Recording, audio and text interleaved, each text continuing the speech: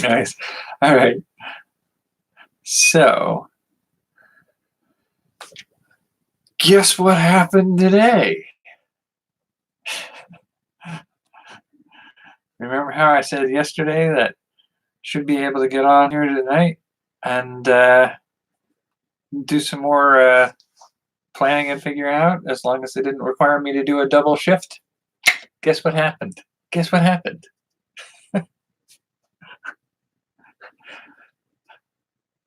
I'm not going to say anything about what I'm going to shoot next, because every time I do that, it's just... Anyway, so world building and magic. So I think the way I've sort of explored building the magic systems so far have covered the major magic classes. Now, there's a couple differences here that, I mean, I've made each one, at least in some way, its own unique thing. So druids, bards, a sorcerer, warlock, cleric, and wizard have all been fairly distinct. Now, the ranger has shared a bit of what it's doing with the bard. So the ranger approach is very bard-like. And to a certain degree, the bard and the druid are similar, but not quite the same. The sorcerer is pretty close to being its own thing. It's very distinct. The warlock and the cleric are very similar. So ranger, what I decided on last night as we were kind of coming to an end was they're sort of like a sorcerer with a couple or few cantrips that they can power boost with spell points from the battery, like a bard's reputation point. Whereas the bard is similar to the druid, but instead of a grove, they have a wider scale reputation that they can build, or a series of legends, a almost like a portfolio. And their battery is their own or the group's reputation.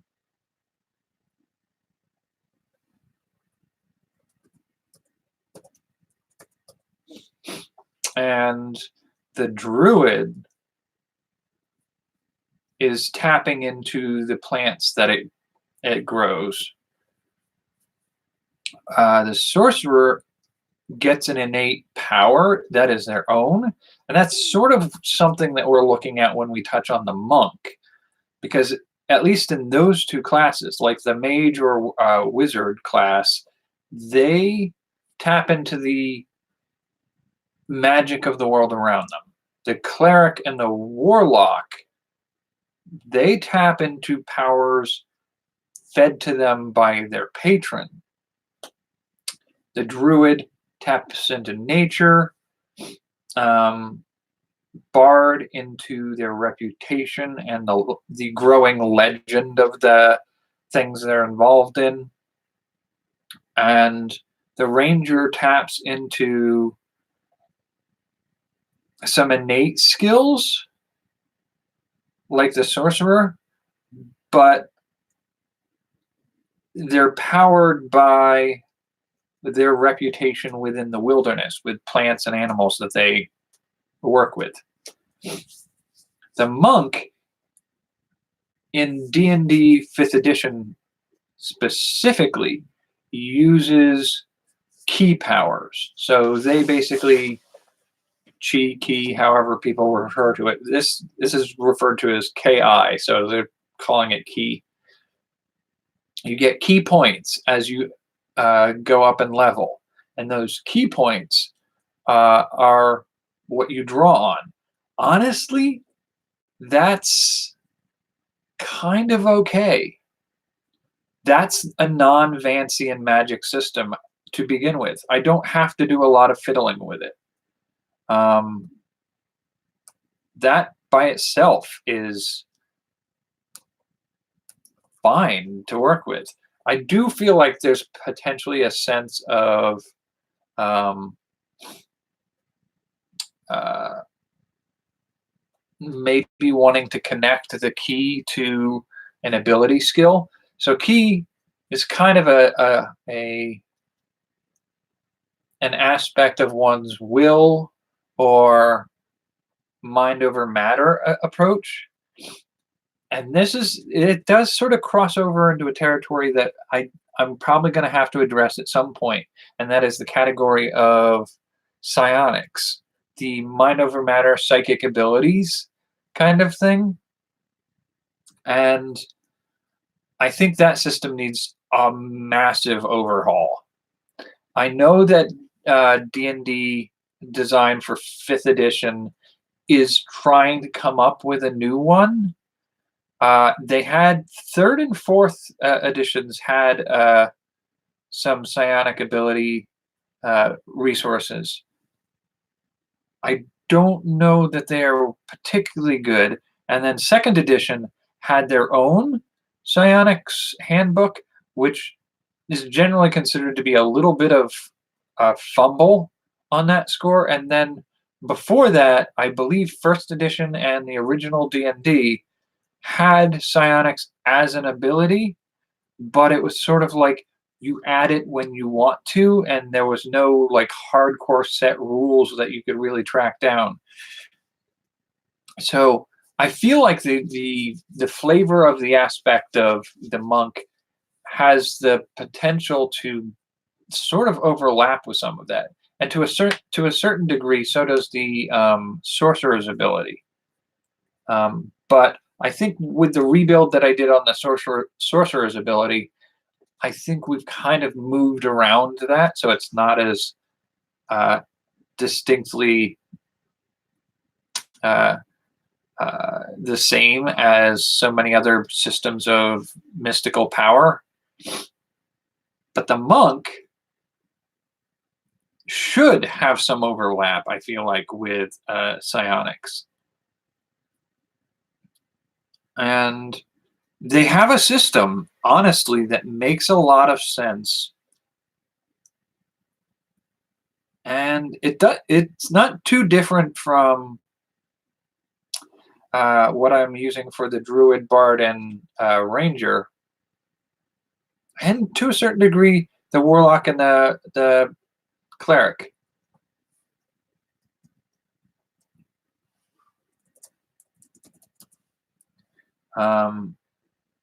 Because when you really break it down, my reworkings on those are usually to give each class a battery and a for lack of a better word, a grove. It's not the right term for some of them, but yeah. And with things like the cleric, it's sort of a spell point system. The cleric, all of the classes are to a degree a spell point system, and the spell points are very similar to the key points that a monk uses. I think the greatest exception to that is the wizard. The wizard does not use, and my wizard does not use a spell point system. They can cast any spell they want. The difficulty comes in the fact that the spells that they are casting can take much longer to cast unless they make a token or rune or scroll or something to cast that spell into so that they can cast it when they need to.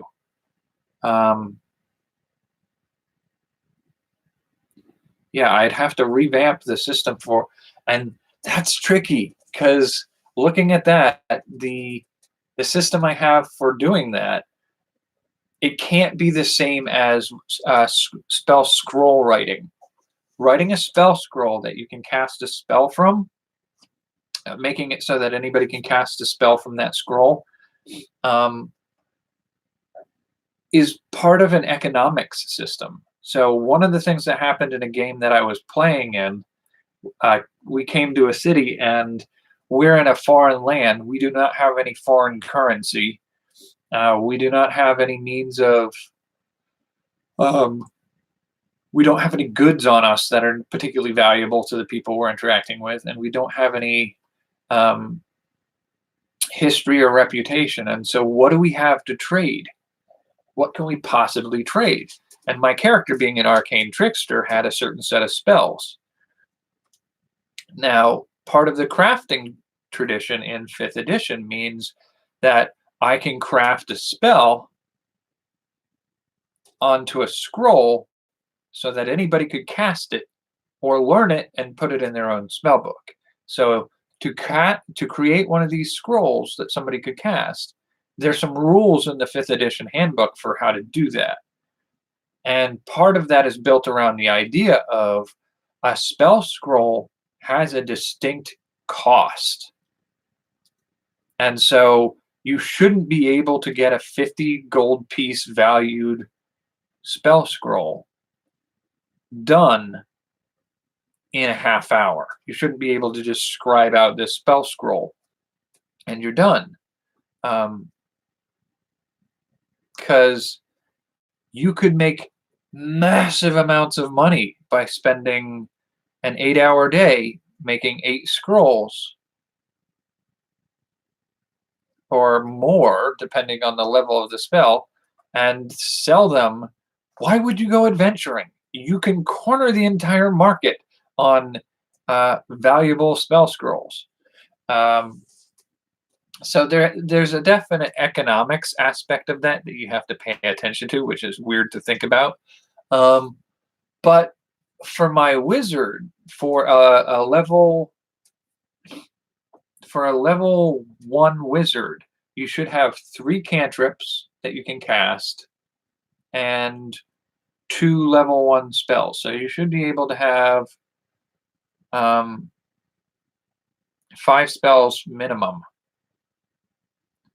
And if I remember correctly, the crafting rules for crafting a scroll spell are each cantrip and each first level spell all take an entire day to create. So the best you could do is per day crafting these spell scrolls make a certain amount of money. But the problem with that is if you're a wizard in my system and you can cast 3 cantrips whenever you want, but you have 2 level 1 spells. A level 1 spell, roughly, like stepping those spells up 1, are spells that are going to take enough time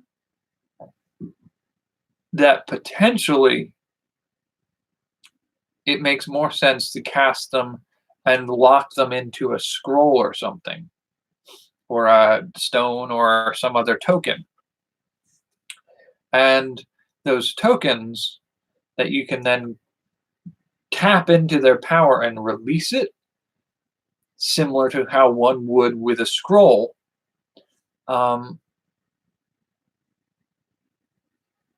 In order to get your full complement of spells abilities, you should be able to make more than 1 per day.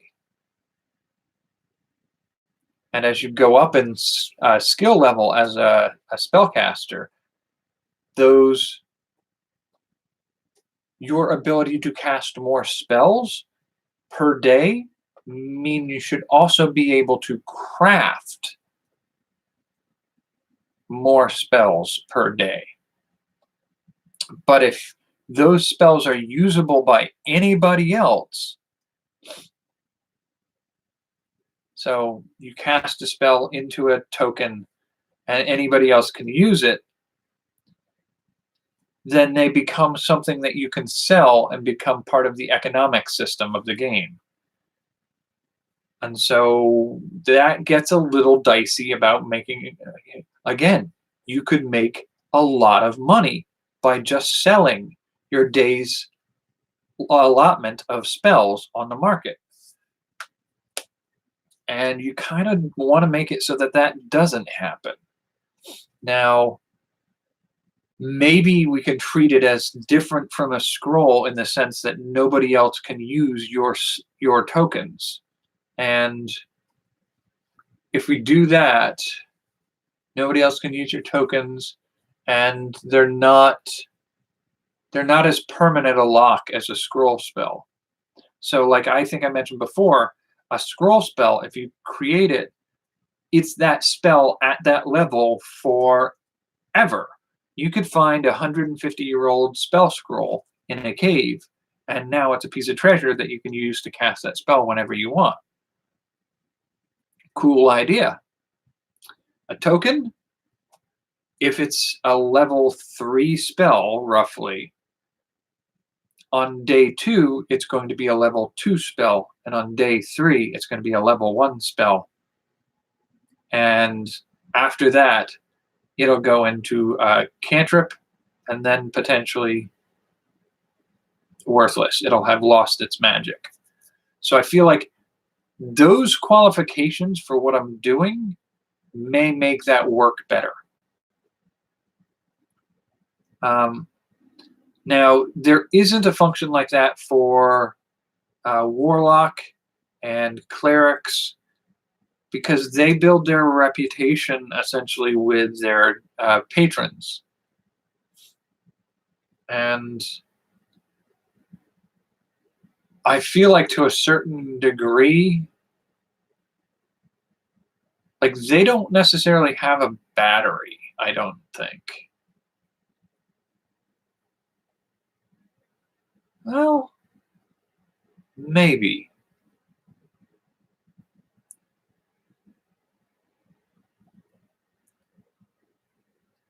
I have to think about that.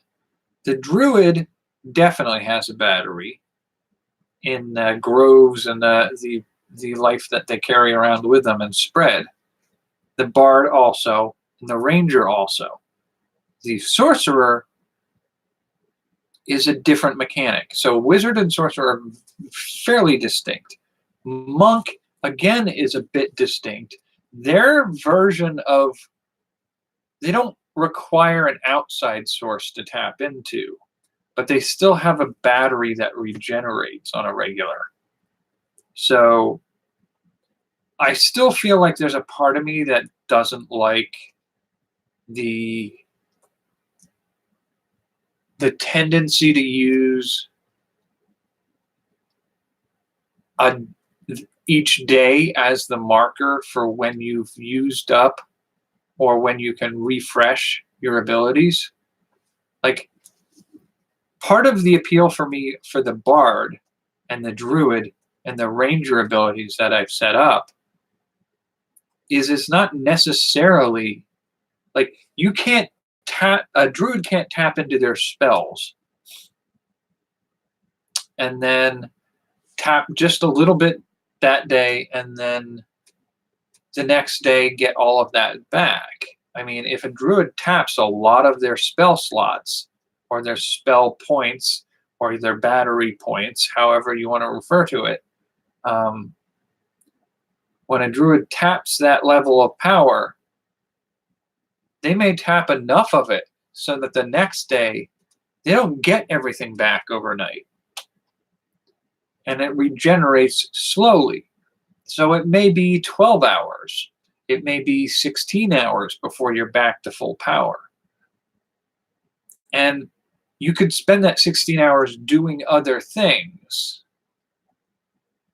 that could speed up or slow down your magic's regeneration. Or you could be doing other things that have nothing to do with that magic, and the magic will continue to regenerate. You don't have to rest. You don't have to do other things.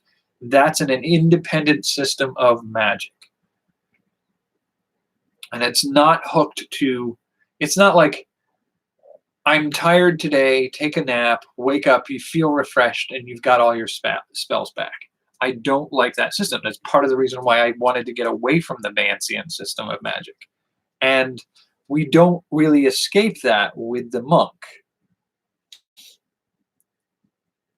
And that's sort of why I'm feeling like I still need to fiddle with that a little bit. Um, the tendency for the monk to be refreshed every day feels kind of wrong.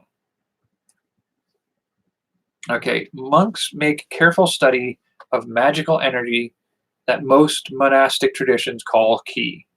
This energy is an element of the magic that suffuses the multiverse, specifically the element that flows through living bodies. It's the force. It's just the force.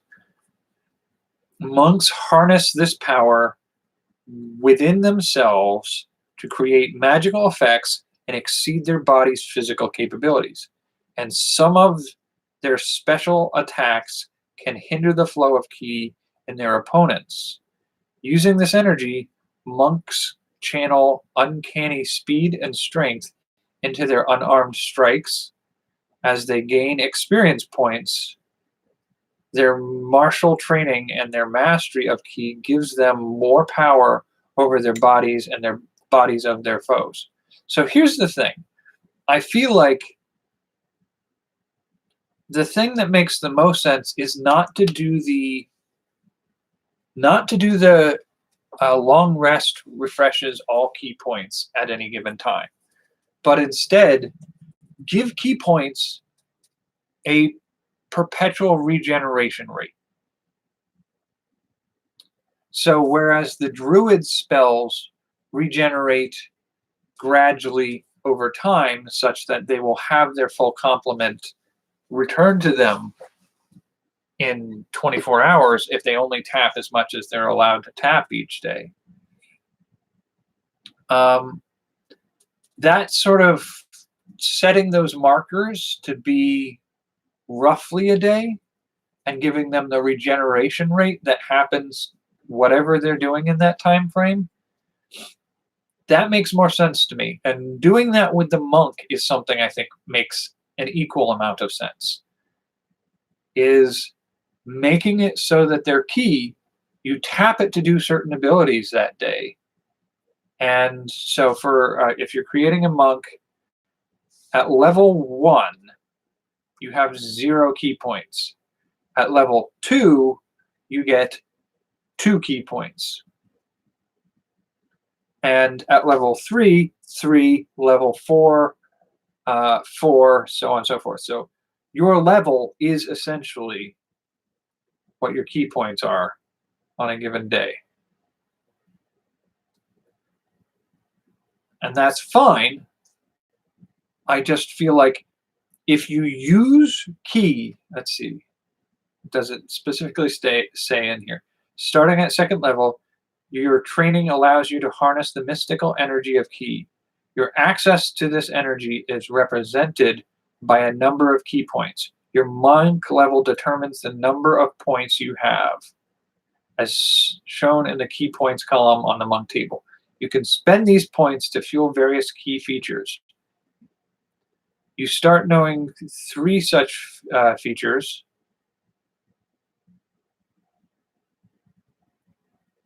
And then I guess it's there per day.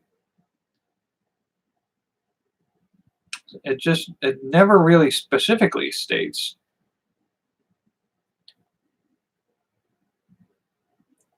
But it does seem that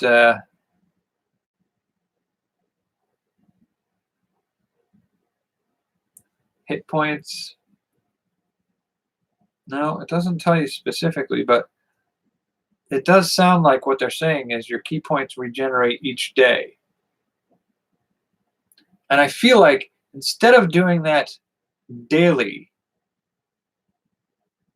so at level 2 you have 2 ki points. That suggests to me that every 12 hours you regenerate another one. And so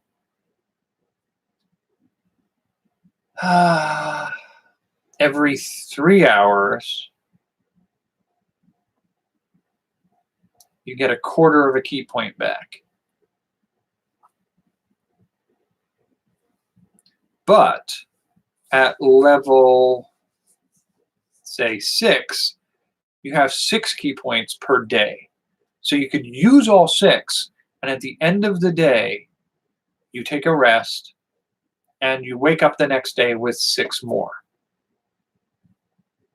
So that suggests to me that as you go up in level, it becomes something more to the effect of every 2 hours you regenerate a key point. So that's a decent sense of what we're working with in the long run of how to do that. I think if you have the monk able to move through terrain with the party, they get into combat and they spend all their key points in a day. So you have, at level 6, you have 6 key points. You get into a combat, you burn all 6. And then as you're traveling after that, you venture about 2 hours across terrain further, and you should be able to, at that point, have, let's see, 6, a key point back, right? Yeah.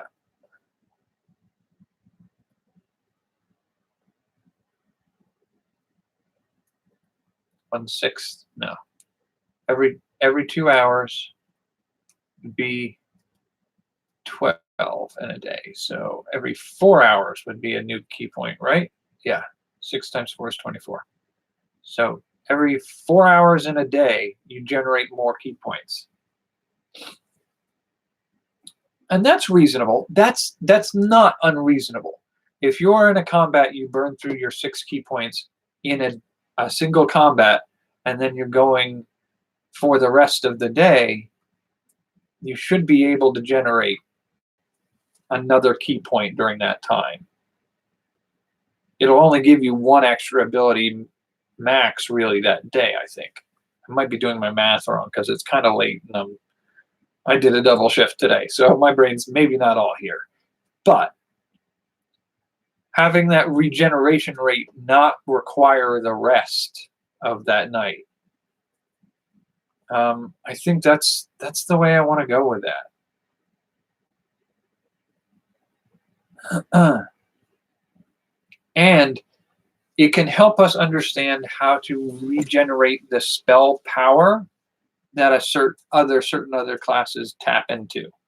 So if at level 2, as a bard, your reputation grants you the ability to tap into a certain set of powers,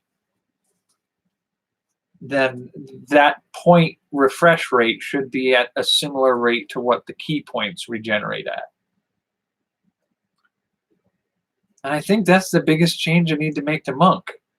And since we've got a little extra time here, I think I'm going to hop over here and discuss the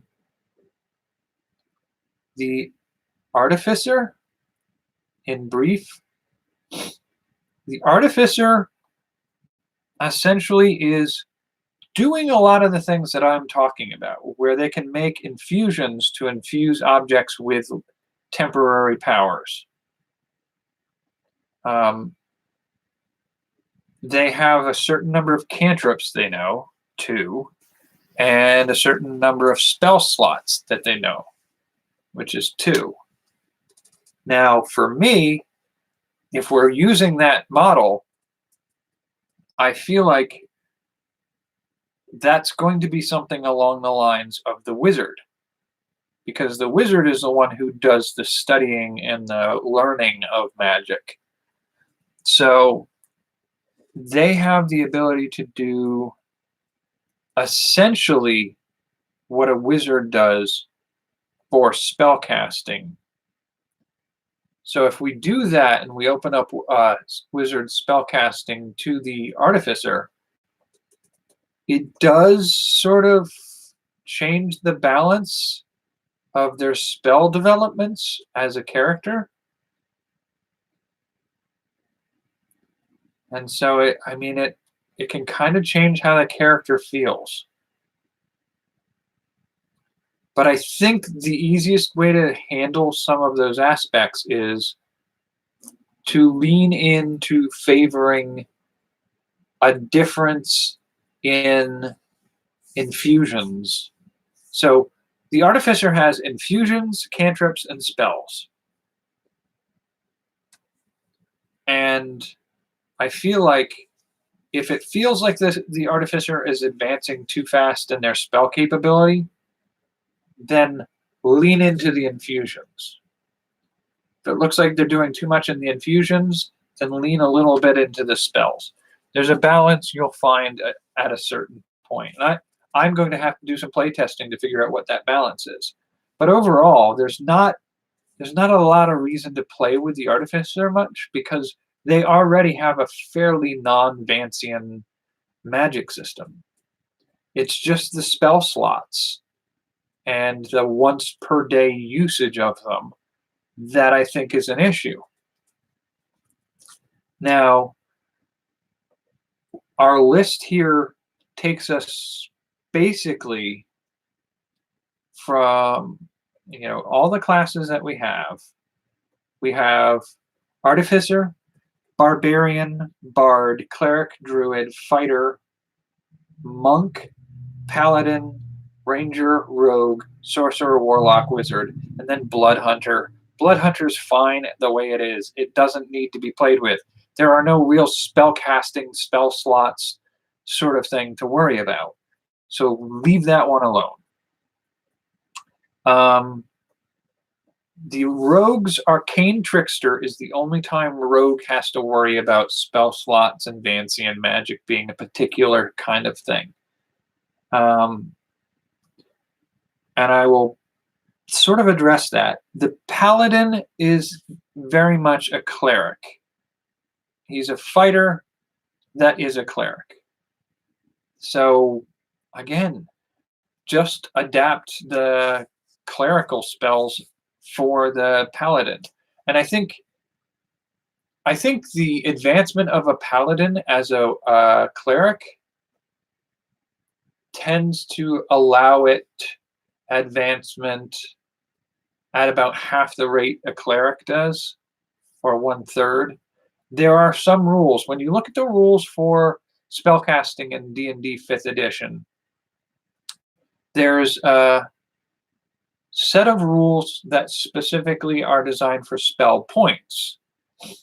And I think looking at the advancement for Paladin or Arcane Trickster or some of those other classes with spell points, using that rule to affect how you manage the access to magic for those classes is the way to go. It's using those as a model for how you can break down and use my new systems for them in this game. Now, I forget, the Fighter has the Arcane Knight. And the Barbarian, does the Barbarian have spell slots of any kind at any point? I don't think they do. They have abilities they gain. But they never really have a spell slot issue, I don't think.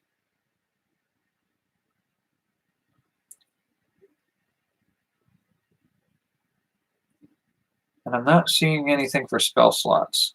No, even the Wild Soul, which is the one most likely to end up with any magic involved with them, it's when you enter your rage, roll on the Wild Surge table to determine the magical effect produced. And that's not a spell slot. That's just a consequence of going into your rage. And the Divine Rager, or the Path of the Zealot, they don't have a spell slot system either. So they're all right. Barbarian's fine. Fighter, Paladin, and Arcane Trickster are the ones most likely to have a half-level advancement for their magic use. Now, there's a slight caveat here. There are some feats that grant you the ability to use spells, particularly Ritual Caster, which I don't see as a problem. A Ritual Caster doesn't need to worry about spell slots and isn't memorizing a spell to cast it. They're performing a ritual. And it takes time for that ritual, and thus it's not usually a spell slot Vancian kind of thing.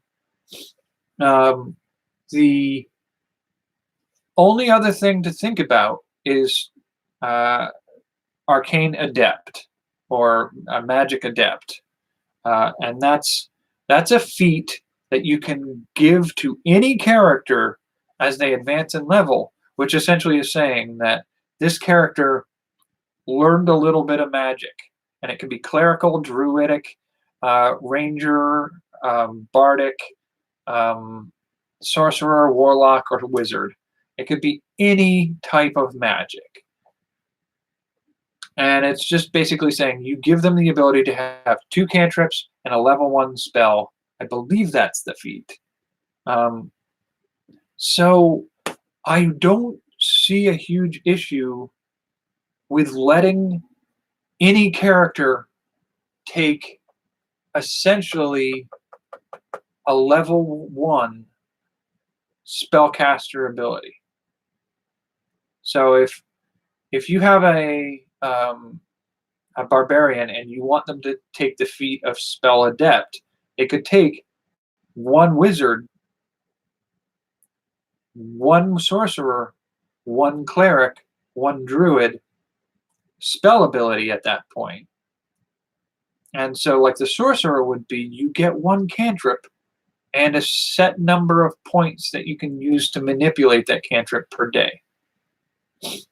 And that how many points you have to be able to manipulate it doesn't grow with you. And you could do the same thing with wizard. You have access to the cantrips that a wizard has and any that you can learn, followed by the ability to craft 1 token that you can use per day.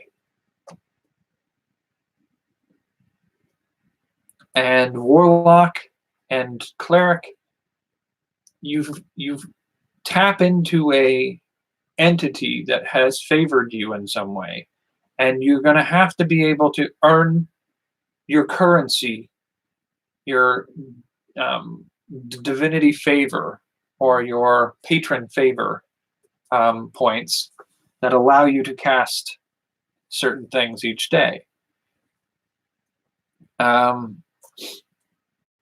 The bardic and the ranger and those kinds of things, like the druid, the bard, the ranger, monk isn't really an option there.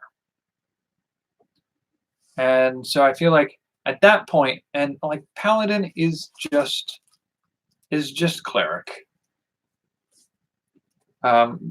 So being able to tap into those different schools of magic, I feel like bardic, ranger, and druidic actually are very similar the way I've built them. So being able to tap into a limited amount of their ability is doable. It's totally workable. So I don't think anything is really broken there.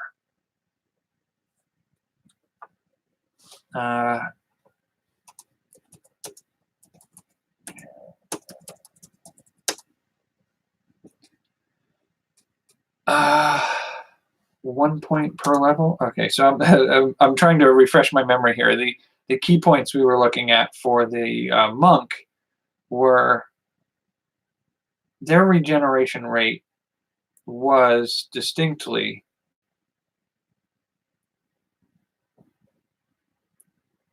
the number of key points per hour. Yeah.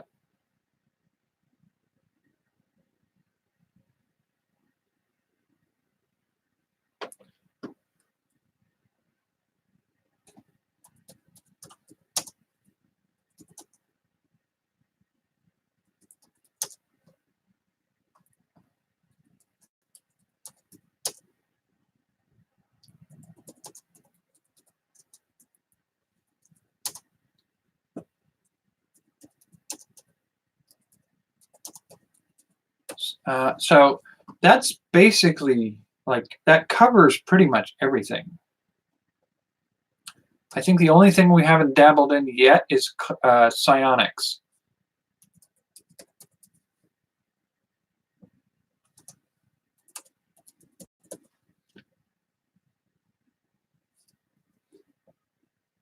And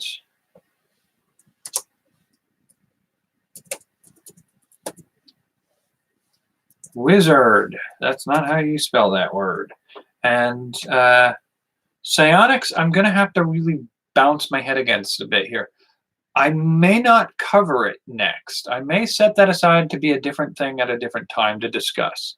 I think next I'm probably going to go back into more of the world building aspect that has to deal with the environment of my setting. So it's no longer going to be the broad spectrum or reworking of a non-Bansian system. But I'm not sure for sure what I'm doing with that yet. So we're at about 45 minutes, just short of 45 minutes in. So I'm going to call it here and say thanks for checking in. I will catch a hold of you tomorrow, I guess. What day is tomorrow? Tuesday. Yeah. Got a lot coming up in the future here. Hoping to get some things organized and worked out. We'll see how that works. I'm tempted to say I'll be back definitely tomorrow on time because I don't have work tomorrow. But what do you think the odds are that I'm going to get called into work because they don't have somebody to work tomorrow?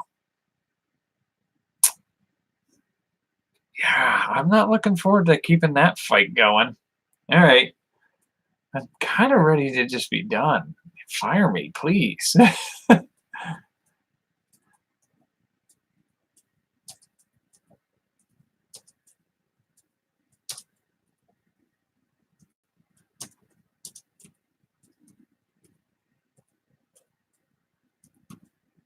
Okay, take care and have a good night.